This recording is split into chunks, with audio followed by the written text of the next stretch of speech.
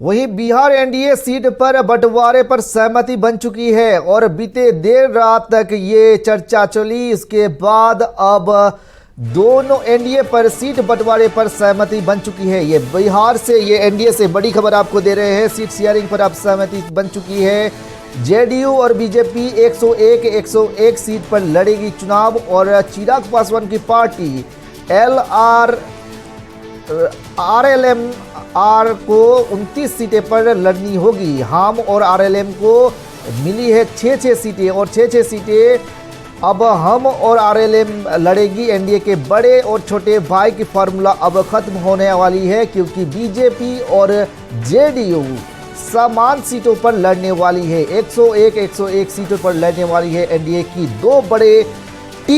दो बड़े party JDU और बीजेपी, जिसके बाद बड़े भाई छोटे भाई का फार्मूला बिहार से खत्म होने वाला है।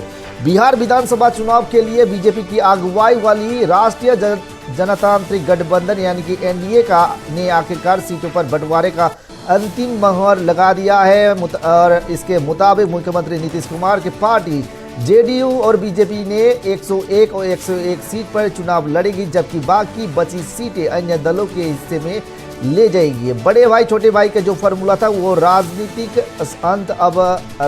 के अंत होने वाला है, क्योंकि दोनों बड़े पार्टी जेडीयू और बीजेपी 101 सीट पर चुनाव लड़ने जा रही है। वहीं केंद्रीय मंत्री चिराग पासवान के पार्टी एलजेपीआर ने 29 सीटों पर चुनाव लड़ेगी। जीतराम मांझी की हिंदुस्तानी आवाम पार्टी यानी कि हम को 6 और उपेंद्र कुशवाहा की राष्ट्रीय लोक मोर्चा यानी कि आरएलएम को 6 सीटें दी गई है और सूत्रों के मुताबिक चिराग पासवान अपनी पसंदीदा 3 सीटें ही लेने में कामयाब हो गए हैं। इन 3 सीटों पर सबसे ज़्यादा माथापच्ची चल रही थी और जिसके बाद तीनों सीट अब चिराग पासवान की टीम एलजेपी को मिल चुका है और हिसुआ, गोविंदगंज और ब्रह्मपुर तीनों सीटों पर चिराग के खाते में आई है, जो कि तीनों सीटें चाहते थे चिराग पासवान।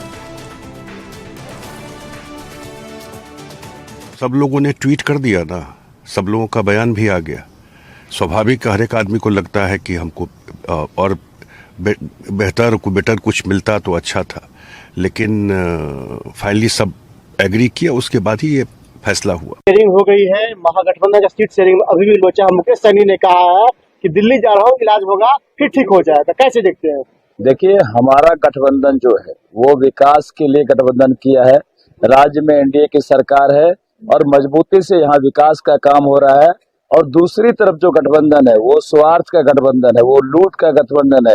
ये लोग लूटने का कोशिश करते हैं और सबको लगता है कि हम ज्यादा से ज्यादा सीट ले लें ताकि हम कुछ कर पाए। तो आपस में मतलब सिर्फ फुटबॉल चल रहा है और पता नहीं कौन कहाँ भागेगा। अभी तो सबसे बड़ा बात है कि वहाँ दुल्हा ही तय नहीं हुआ है। हमारे यहाँ नेता तय हो गया कि नीतीश कुमार जी हमारे नेता हैं, पुनः सरकार बनेगी तो वो मुख्यमंत्री बनेंगे।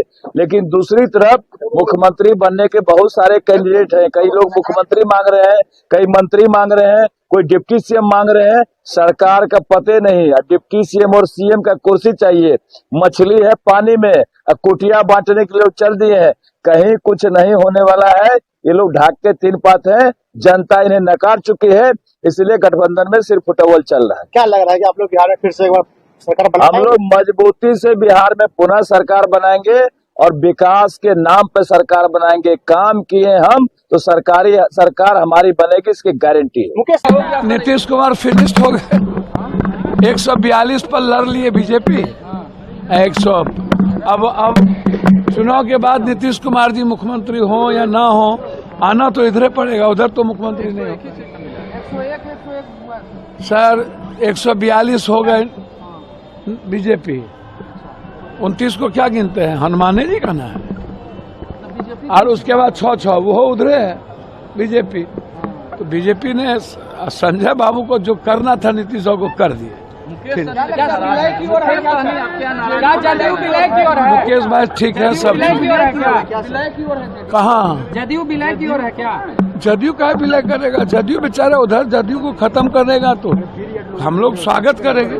देखिए, जाहिर सी बात है कि ब्रेन डेड मुख्यमंत्री नीतीश कुमार को 101 सीट मिलना यह साबित करता है कि यहाँ पर एनडीए कमज़ोर स्थिति में है और जो मजबूत लोग हैं उपेंद्र कुशवाहा और जीतनराम मांझी, उनको मात्र 6 सीट मिलना, इससे जाहिर है कि भाजपा एक तरह से जेडीयू और सहयोगी दलों पर डोमिनेट कर रहा है, उसको कब्जा करने की नीयत से कि चुनाव के बाद नीतीश को फिनिश कर देना है। इस प्लान के तहत ये पूरा गठबंधन हुआ है और इसका बिहार के लोग ये समझ रहे हैं कि देखने में भी लग रहा है कि नीतीश कुमार को सीटें मिली हैं, वास्तविक रूप से जेडीयू के सिंबल पे ज़्यादातर बीजेपी के लोग लड़ेंगे और इसीलिए उनको ज़्यादा सीट देकर नीतीश कुमार को, ब्रेन डेड मुख्यमंत्री को, और बाकी जो मजबूत उनके साथी हैं उनको